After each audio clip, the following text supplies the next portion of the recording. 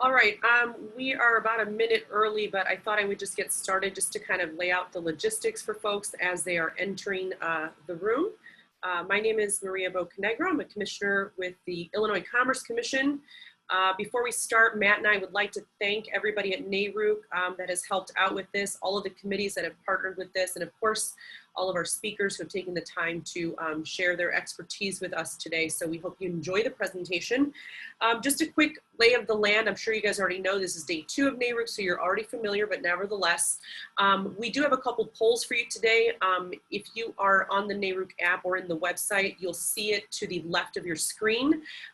We have someone who will announce when that poll has been released, and we can then share the results of those polls. There's a screen right there in case you guys aren't able to visualize. Everyone's going to be muted, so we are encouraging you guys all to kind of stick to the same function when submitting your questions. So preferably through the Q&A, but nevertheless, we will be checking both the chat box and the Q&A.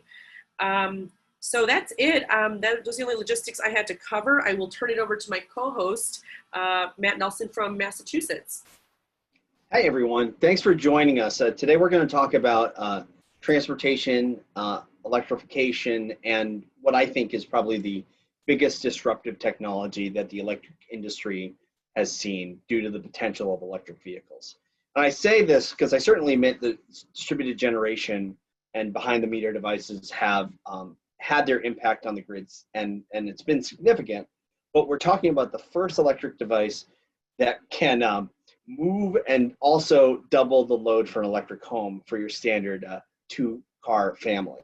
And a device that can move between different service territories and across state lines makes it really hard to plan and understand how this is going to impact a distribution system and an electric grid.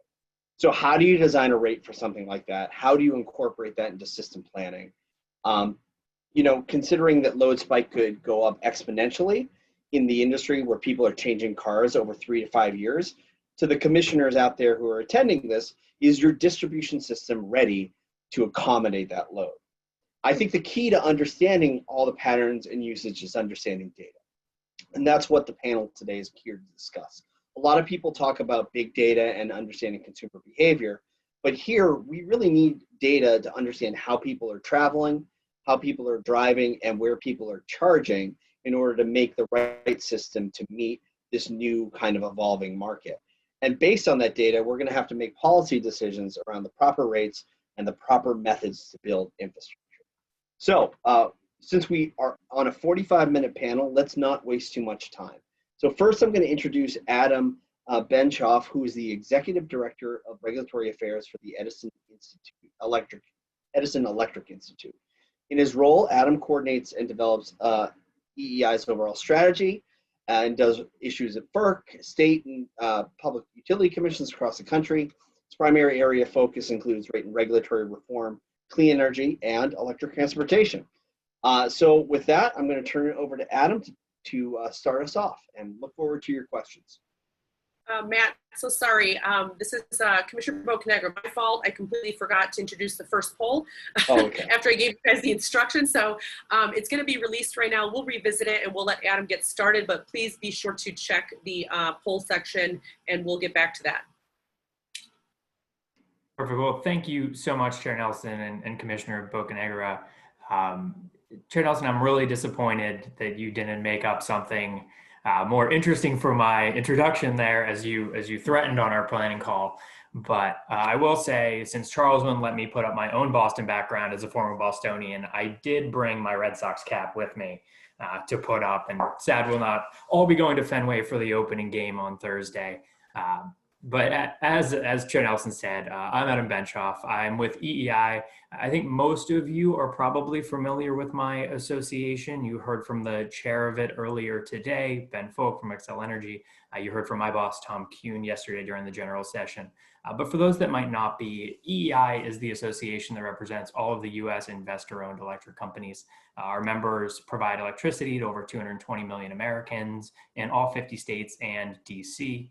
and deliver the reliable, affordable, increasingly clean electricity and advanced customer solutions like we're talking about today that power the economy and enhance the lives of all Americans. And I'm not sure that has ever rung more true than it has during this pandemic, and just continue to feel privileged to work in the electric power industry. But on to today's topic. At DEI, we have been monitoring electric vehicle proceedings taking place across the country. And again, I'd like to thank the commissioners and the committee for providing me the opportunity today to at least try to provide you all with a national perspective on the importance of well-designed electric transportation plans, at growing the EV market for all participants, at integrating EV charging into the grid in a cost-effective manner, and at protecting customer interests and maximizing value, because I think at the end of the day, that's really what we're trying to accomplish. Now, we believe, obviously, that electric companies are pretty well positioned to make targeted and strategic investments in EV charging infrastructure that benefit the broader community and accelerate EV adoption. And this is something we've been monitoring across the country. So as of May 2020, May of this year, we put out a quarterly report of EV infrastructure development and sort of what's going on around the nation. Right now, or at least to date, we are looking at 48 different electric companies that have received approval in 26 states and the District of Columbia for EV infrastructure deployment. These range from pilot programs in many of your states to full-scale transportation electrification plans, as we're discussing today, and represent over $1.5 billion of investment already. We've got 22 company filings that are pending in 17 additional states, and 24 different states that have some sort of general or generic proceeding going on related to electric transportation to gather information and to study trends and develop electrification plans, among many other areas. And while I think this represents some fantastic progress, I think we're having this conversation today because there's still so much to learn and still so much to do. Transportation represents the biggest opportunity for carbon reduction in the country. And I think we're seeing a clear recognition of the role that transportation electrification can play in a low carbon future. To get there though, we need the policies and the regulatory framework to drive us towards those goals, pun intended.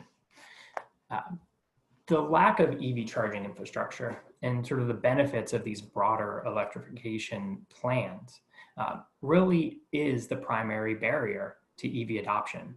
EEI released a study recently along with the Institute for Electric Innovation that forecasted EV sales to grow to 7% of all new car sales by 2025, but found approximately 2.2 million additional public charging ports would be needed. So about 30 to 40 times what we have today. So I think having these discussions in forums like this are really the key to successfully driving that future. Now, as states start to develop policies to support the deployment of EVs and grow the market, electric companies and commissions play a vital role in designing those programs and really to best meet the needs of customers. These investments can complement and accelerate other efforts in the EV market along the way, whether they're by third parties or other state government agencies. So I think there's a real value in understanding the landscape in your state as you're looking at your transportation electrification plan at the commission. And we see this in a number of states where legislation is being passed and the commission is really looking at implementing that, whether it's New Jersey or Oregon, for example. At the end of the day, a healthy electric transportation market is going to spur new entrants and offer innovative new products and business models. So the growth of the industry, I think, is really for the benefit of everyone, customers and industry participants as well. And where I think we've seen real meaningful success and in places where multiple stakeholders come together and engage in what is a meaningful discussion and review these broader TEPs, or the transportation electrification plans. So in the vein of that stakeholder engagement, I just wanted to use the couple-minute introduction to highlight for those watching a joint statement supporting electric transportation that EEI worked on with a number of stakeholders. And I believe, Commissioner Bocanegra, you might have been on the panel where we announced this back in February when we could all still get together. Uh, so that statement was with EEI, with the Illinois Citizens Utility Board, the National Consumer Law Center, NRDC, and the Sierra Club. And it was a joint statement of some guiding principles along electric transportation. And I think it really reflects what I believe are some helpful consensus opinions from pretty diverse stakeholders. And in particular, there's a section in there on metrics that I thought was particularly apt for this conversation, and I wanted to draw folks' attention to it. It says that electric companies should track metrics within their control that measure the benefits of transportation electrification. And it provides a couple examples that I'm just going to run through very quickly. There's success in monitoring, prioritizing, maintaining, or improving affordability of electric service for low-income households. There's monitoring the success in increasing access to the use of electric transportation as a fuel. There's monitoring success in improving the utilization of the grid to put downward pressure on all rates. And then the success in using the integration for variable renewable resources. What I think is important in here is they're looking at and identifying things that are within the control of the entities you're regulating. And aside from the clear importance on customers, the key point I think that's in there is within their control. And we are seeing this play out across the country. So the last thing that I'm just going to leave folks with before the panel discussion, and you hear from, I think, some real experts in the field of metrics, is a couple things that are and aren't within the control and what I think would fall into good metrics. As discussed in that piece, I think infrastructure deployment in underserved areas is something that, for example, would be a fantastic metric and something that can really be driven through policy. An item that's not are things like EV sales or even utilization of certain public charging when we're in these beginning phases of this development. I think these are appropriate to track and to view and then to use over time to make investment decisions, but probably not to evaluate in the short term. And I know we'll get into that in the questions for a little bit. So I don't want to run too far over my time. I really appreciate the opportunity to share. Thank you both commissioners again, and look forward to the discussion. Thank you very much, Adam. I think that was really good. So I think we're going to read the results of the first poll. Charles, is that correct? That's correct. So thanks everyone who voted. The question was, how does your state enable transportation electrification plans? So 37% of respondents say they have guidance from both the PUC and legislation. 22% say our PUC without legislation has explored or directed this. 21% I don't know. 18% our state has not explored TEPs, and 4% say it is mandated by state legislation. So the plurality, both PUCs and legislation. And then also I will now switch to the second polling question.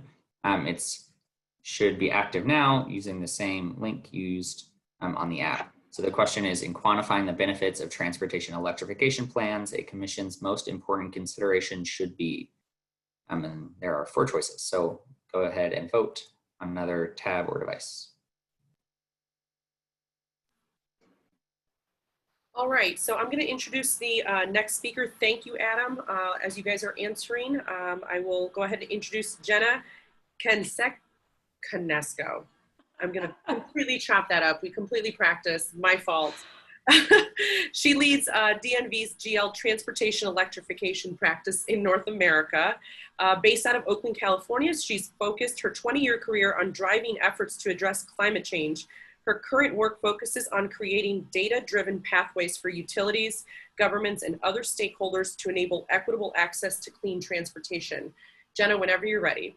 Thank you. And I have to say before I get started, this wasn't planned, but Adam somehow randomly had his Red Sox hat nearby, and I literally just took this down off of the wall behind me so that I'd have a more professional backdrop. So as a former Bostonian and big lover of the team, I feel your pain right now. So I'm delighted to be here. I really appreciate the invitation and the opportunity to talk about something that's near and dear to my heart. And I wanted to pick up on some of Commissioner Nelson's opening comments. So he mentioned the importance of understanding how people travel, how people drive, and where they charge. And so I want to pick up on that, and then also give a nod to something that Adam touched on, which is focusing on what's in the utilities control. So starting with this concept of understanding customer travel patterns and charging patterns, I would argue that at least in the short term, it is equally important, if not more important, to understand how people use their conventional vehicles than it might be to really understand some of the charging. And I recognize that that might sound a bit strange, but we need to remember that the folks who are charging right now represent the earlier stage of EV adopters. And so those are folks who might be willing to do things or behaving in ways in which the sort of mass market might not behave. So I think understanding how they're charging is very important, but I think we need to take a step back and think about who are the folks driving right now? Who has access to personal vehicles? Who doesn't have access to personal vehicles? How are people traveling? For folks who own or lease or rent vehicles, how are they using them? Where are they parking them? How far are those parking spaces from power outlets? You know, do they have access to charging at home? One of the things that folks who know me well know that I kind of rail against is this statistic that everybody likes to cite, that 80% of charging occurs at home. We've all heard that, right? And I get frustrated by that because that represents a very, very brief snapshot in time. That's 80% of people right now, right? Or whoever first cited that statistic, it was relevant to that group of people at that point in time. So that's wealthier single family homeowners primarily. But as EV adoption increases, we want to make sure that we can give the benefits of electric transportation or allow the access to the benefits of electric transportation to folks who might not own their homes, might not live in single family homes, might not be wealthier. So what do those customers need? What are their travel patterns? And I think whatever we can do to understand that can position us better to design programs to support equal access to the benefits of clean transportation in all customer groups. And I think it's also important to remember that there's a large portion of residential customers who don't have access to personal vehicles. And this brings me to the point that Adam mentioned and the focus on, in transportation electrification plans, the focus on what utilities can control. And I think by the very nature of what a transportation electric plan is, there are some challenges there. Because a transportation electrification plan focuses on directing what the utilities' roles will be in supporting EV adoption and charging infrastructure deployment and customer programs. But we also at the same time have to recognize the sort of obvious fact that the utilities aren't the only players in the transportation ecosystem.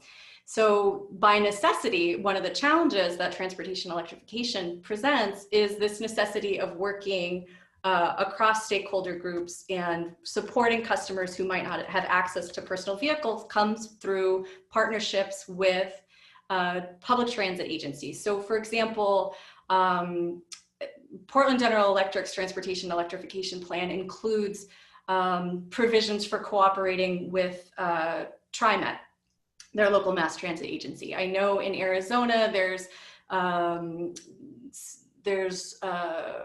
components of the transportation electrification plan that focus on collaboration between TEP and Suntran in the Tucson area, for example.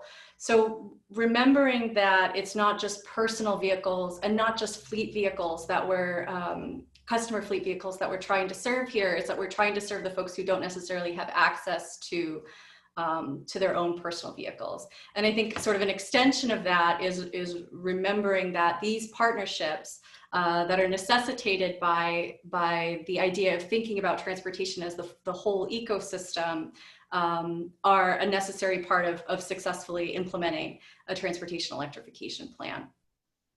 I could go on, but I would rather leave time for Q&A, so I'll stop there. Thank you very much, Jenna. I appreciate that, and I like that perspective too, because I do think that the way vehicles are developing this is just a moment, and the fact that there's a lot of different people that own vehicles need to be considered when we're really trying to design these programs. So Finally, I want to introduce Dr. John Colliner, who came from demand side management from physics 6 years ago, and now he's the CEO of Rolling Energy Resources, and he is the chief data scientist for Apex Analytics.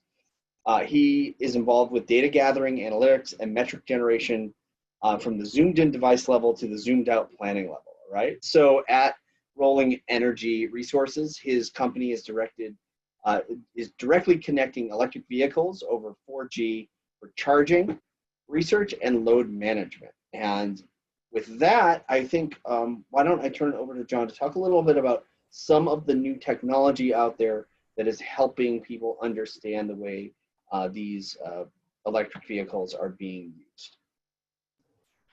Thanks, Commissioner Nelson. As you mentioned, I live two lives. One is as an evaluator and data scientist. I'm helping utilities improve their demand side management programs. The other is as head of an EV software startup where I connect to electric vehicles remotely for monitoring and demand management. So I have plenty of experience in tools and metrics. And as a disclaimer, my primary work, Jenna called this out, my primary work is in connecting to light duty vehicles. So my bias is towards residential considerations and a bit with fleets. So that's what I'm going to focus on, but I'm happy to talk about other things in the Q&A. I have a big block here, but we're a little behind on time. I just want to make the connection between location and time and smart charging and cost. So others have called out benefits of transportation electrification. As Commissioner Nelson noted, I don't think there's another load that you can shift from 6 p.m. in Belmont to 10 a.m. in Brookline. It is, that's a time and a geographic shift, and you're even shifting it backwards in time. And that is a fascinating thing to be able to do as a utility if you can do it, if you have the tools and the data to make that decision. Another thing that we can do, with transportation electrification is in the future, in a future perhaps beyond these plans, we can reduce rates for all customers. So if we can align the daily load shape with renewable generation and then otherwise flatten it, we can drive down rates for everyone, even as we add load.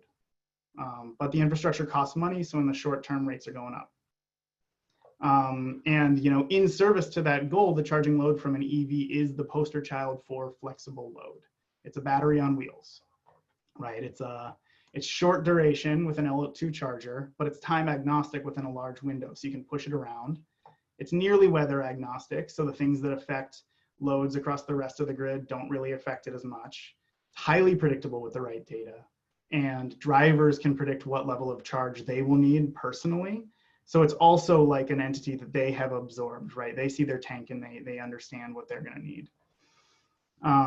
So I've seen transportation electrification plans from several utilities that rightly identify it as a resource for stabilizing and managing the electrical grid, which is all to say the upside of getting it right is massive, in my opinion. There's issues involved. I think Jenna and Adam both called those out. Two things I would say that really help you understand how to nail those rates, timing, location is time and locational valuation. And in the future, integration with smart grid tech. That curve doesn't get bent until you are able to integrate with the smart grid, able to do charging management or move those loads around locationally. You need those analytics layered on top of the grid. Otherwise, you're going to get peaks at times that you don't want. So in service to that, solutions for data. I'm going to get a little more into the weeds than the other presenters did, but hopefully it'll be fun. I hope you all enjoy it and your eyes don't glaze over. So in order to get it right and keep getting it right, transportation plans should include the ongoing measurement of the when, the where, and the who. And those three data points are tied together. The when is pretty familiar. I think this is something utilities and regulatory commissions have done for a long time. Working from load shapes to load duration curves is well-trod territory. And then, you know, casting that onto EVs, reacting to charge patterns either automatically or at the planning level is critical for dynamic pricing and load shifting. That being said, if you want to gather that data, you're not going to get time points if you have an in-home L2 charger, that's dumb, on a grid without AMI. But you can get it through a variety of technologies. So if you have AMI, you can do AMI analytics and identify charging times through interval data analysis of consumption, sort of disag.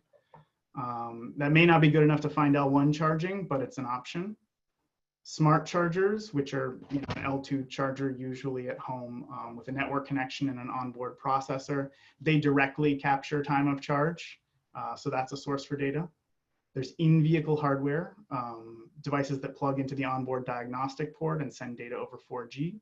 Those are gathering data from the vehicle, you know, 24/7 wherever it goes, provided it has access to 4G. And then my service, you know, vehicle telematics-based solutions. There are other ones out there as well. Those connect to the car's onboard computers through manufacturer APIs and data networks. So all of those are good options for getting the when of charging from your customers and being able to monitor in an ongoing fashion. The data point of where is harder, but it's also, in my opinion, where the magic happens. So tying into locational valuation, there's a good paper by SEPA and Nexent from 2016 that talks about how to value locational DERs. In terms of where, on the negative side, we know that neighborhood clustering of residential chargers creates local peaks. I mean, there's a similar thing in commercial areas where, you know, you want to put a bus depot or something like that. And that can cause problems at the transformer or circuit level. But on the positive side, we can take advantage of locational pricing because vehicles move around. And if you want to do that, you need to track the vehicles through space.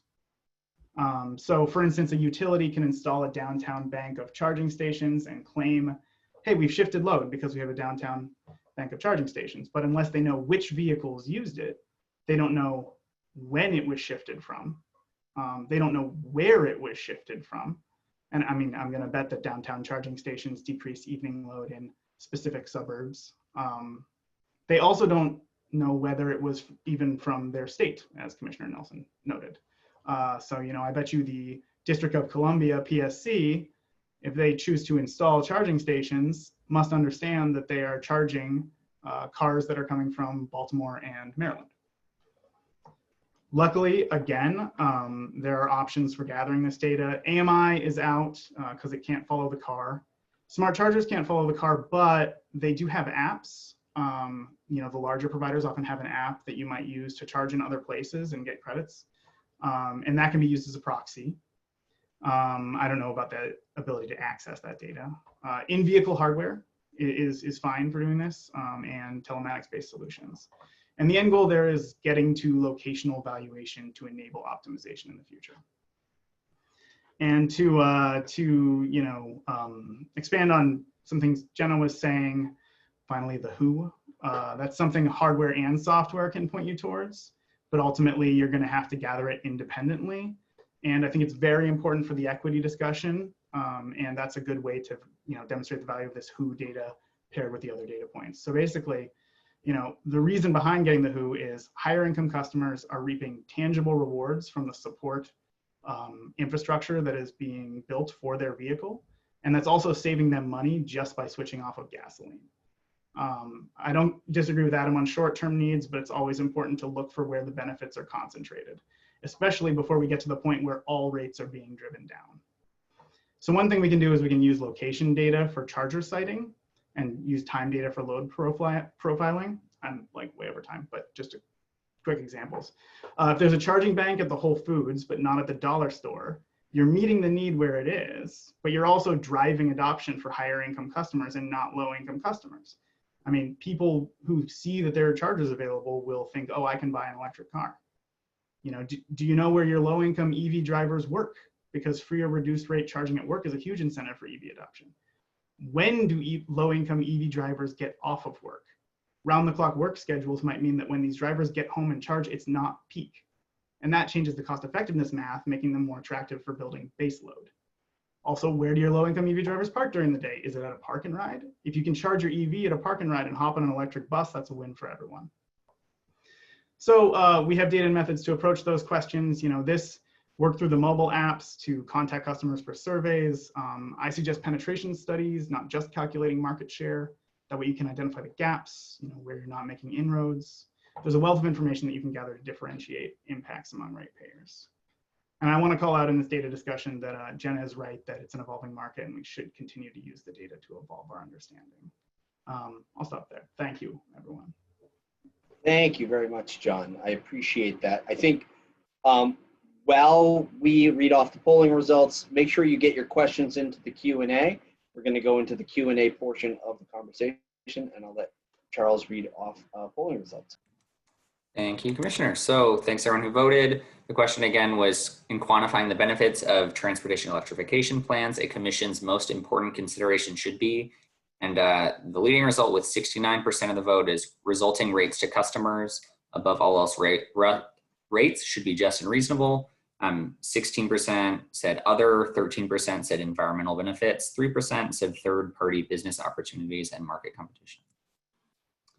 Thank you, Charles.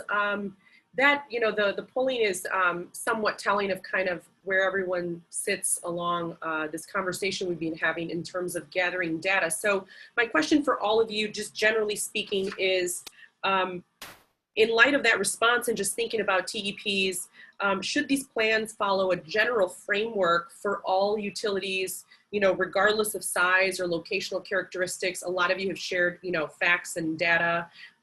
Is there something that works or doesn't work that you guys have seen out there? I'm happy to jump in first, Commissioner. I think it's really tough for multiple jurisdictions to really follow a similar framework. I think there's some high-level principles that make sense as you're looking at transportation electrification, but there's going to be a lot of nuance in service territories.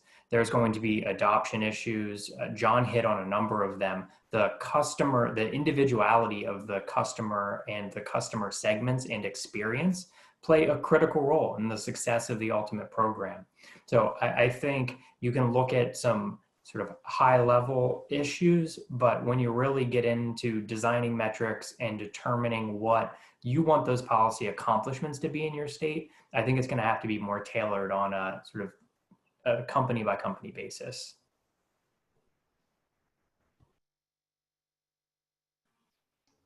Matt, do you have any questions you want to jump in on? Sure. If I think that let me jump to one maybe for Jenna.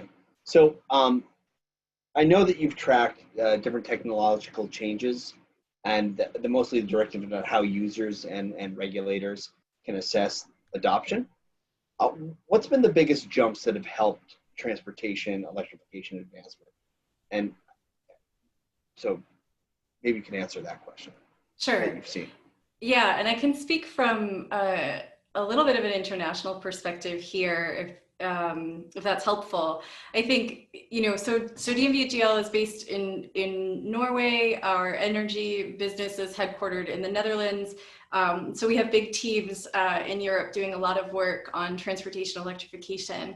And a lot of folks point to Norway as an example of a system that works well in terms of encouraging EV adoption. But one of the things that I think is really important to think about when we consider Norway is that, they're the world leader in electric vehicles. I think as of 2 or 3 months ago, 3 or 4 out of every new car sold in Norway has a plug, right? So it's either a battery electric vehicle or a plug-in hybrid. But the utility landscape is very different there. And I would argue that there's sort of 2 drivers for the incredible extent of EV adoption that we see in Norway. And I think one of those is innovation. So we have OEMs that have done a really good job in Europe of designing vehicles to the specifications that work for those customers. And I think the other is regulation. So whether it's government policy or direct market intervention. And I think they've needed sort of both of those things to jumpstart transportation electrification. So when Norway started, I think it set its greenhouse gas emissions target starting like in 1990 and started supporting electric vehicles at that point. And over the next several years, you know, eliminated registration taxes and the value added tax, which is a huge cost component of acquiring a new vehicle there. Gave access to bus lanes and so on and so forth. But it wasn't until Mitsubishi and Nissan released two vehicles that really appealed to customers in Norway that registration started to jump. And then after Tesla released the Model S, registrations doubled, I think, between 2015 and 2017, somewhere in that area, and then continued to grow. So the regulation wasn't enough on its own. The innovation isn't enough on its own. I think it's those two things together that really jumpstart a market. Thank you very much. Mm-hmm. Thank you, Jenna. We have a question from one of our audience members. I'll read it out here for, it's not directed at anyone, so anyone can take a stab at it. The question is, how often are EV charging stations being placed at existing gas stations? Is that something that should be actively encouraged? If so, who should be doing that and how should they be doing it? Does anybody know, has anybody seen any at gas stations? I think it's, oh, go ahead, Adam. Okay, I was just going to say it's certainly not as widespread, I think, as a lot of folks would assume. I think there's the sort of service plaza model along freeway corridors where you're starting to see some activity, and then there's been some media focus on a couple of gas stations that have converted to exclusively providing EV charging or adding EV charging on top of the gas station model. But I don't think that that's particularly widespread. And I think a lot of that has to do with cost. And I think a lot of it also has to do with the fact that many service stations are not in places where consumers tend to dwell. And if you are, even if you're having, even if it's a DC fast charger, somebody's going to need to spend a little bit of time there. And thinking about where service stations are typically located, they're not in pedestrian areas, for example, or busy downtown areas most of the time. So as far as that model working for electric vehicles, I think that's part of the reason that there's maybe a little bit less of that than one might expect initially. I don't know, Adam, what were you gonna, or John? To frame it as a positive as well, you can fit a charging station in a lot of places that you wouldn't be able to build a whole gas station. And so there's an advantage, and you can install it a lot closer to stores and parking garages and things like that. And I was simply going to echo that. We have seen it at a few of what you would think of as traditional gas stations. I know 7-Eleven has been putting charging in front of a number of their stores, even some in the more residential areas, because they have that sort of wide berth of variety of stores. And we heard a little bit of that actually during CCIF this year when a representative was sharing with that. But I think to Jenna's point, you're seeing them much more in town squares, shopping plazas, places where people either park and stay for a while or park and go do something. And I think that really causes us to look at the planning aspect of this and really take into account that customer behavior that I talked about in that first question. Customers really are at the center of the decisions that commissions will be making on this, making that customer experience as positive as possible. And that's going to, I think, add to the utilization and the things that we're really looking for to drive those lower rates like John was talking about. Christy George. So I think the moral of the story is that people don't like hanging out at gas stations, and until these chargers can take a quick time to charge, that's probably not the most ideal model unless it has some other service with it. So the next question I have, John, I'll direct this one at you because I think we haven't picked on you enough. So much of electric vehicle success and transformation hinges on behavioral shifts. So kind of some of the data that you've been looking at, could you talk a little bit about the largest hurdle with consumer adoption at an individual level? Aside from marketing, how do you see this changing? Well, I have researched a lot. I would say that the data that I look at generally comes in after somebody's already purchased the EV, but that being said, it does seem like first cost is a significant barrier for a lot of customers, even if EVs are cheaper long term. And I think there's other things with charging infrastructure, and there's a weather aspect to it as well, where an EV is sort of, it's less efficient in a cold climate because you have to run the heater so much. And also, usually drivetrains are they're not set up to handle snow as easily. The cars just aren't built that same way. But I think first cost is coming down slowly, and at some point very soon, I think in the 2022 to 2024 range, it's going to cross the equivalent vehicle at the same size. And at that point, I think we're going to see kind of a boom in customer adoption. Thanks. Thanks, John. We have one more question in the Q&A. This is from Sarah Baldwin. Again, John, I think maybe we'll start with you. I think right now we've been talking about TEPs and kind of how commissions assess it. But this question is, how can or should utility distribution planning quickly evolve to account for EV growth trends? I'm not sure if that's utility side and or commissions who require, plans like that, but you want to take a stab at it?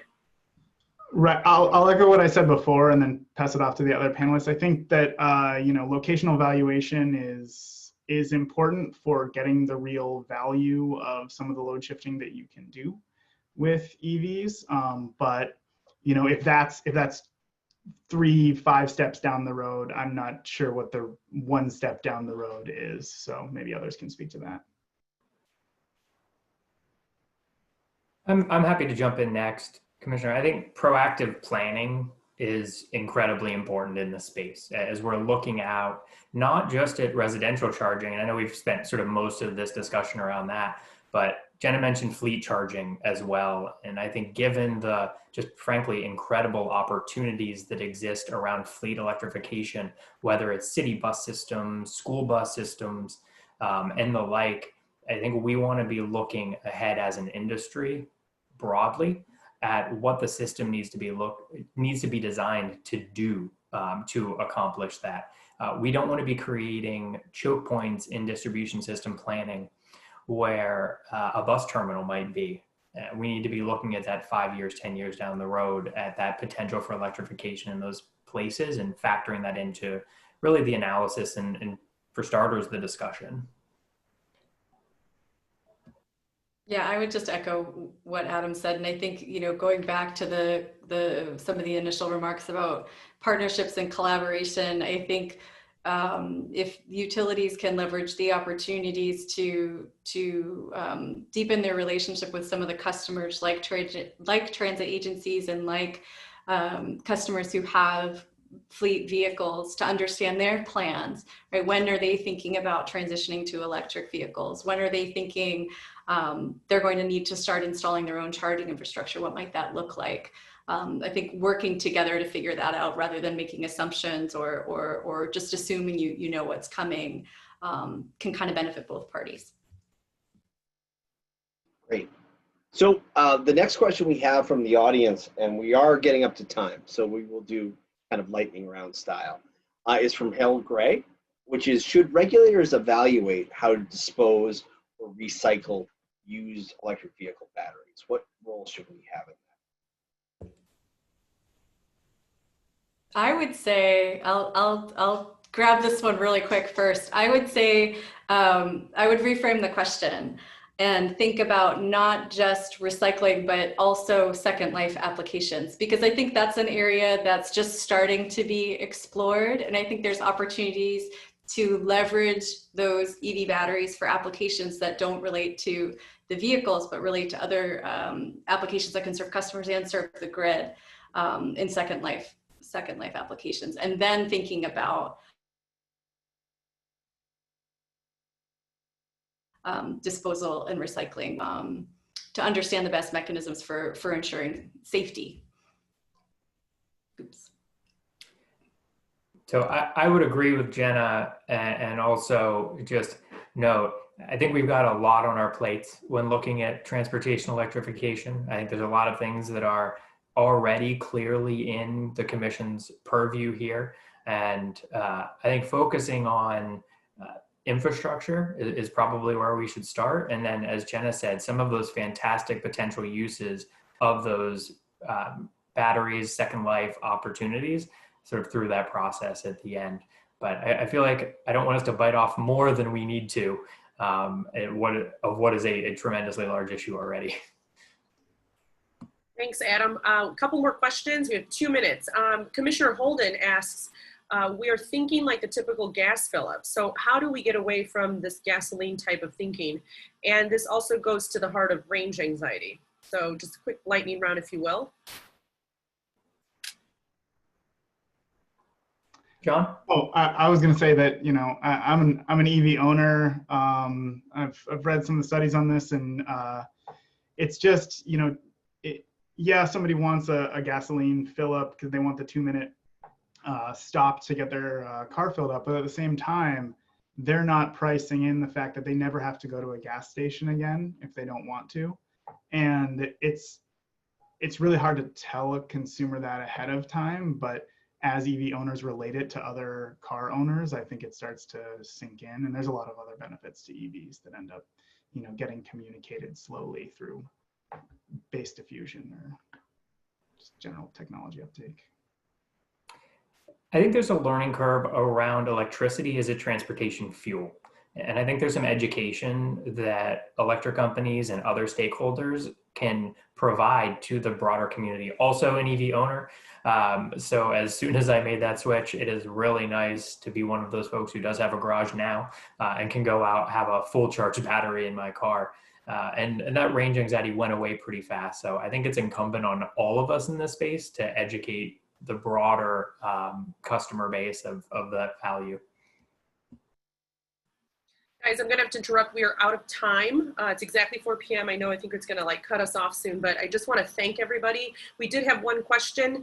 I will go ahead and try and get that to you guys to see if we can answer Mr. Rubin's question, but thank you everybody. And I do wanna take the time to share, Illinois will be opening up an NOI on rate design related to electric vehicles. So be on the lookout for the August docket.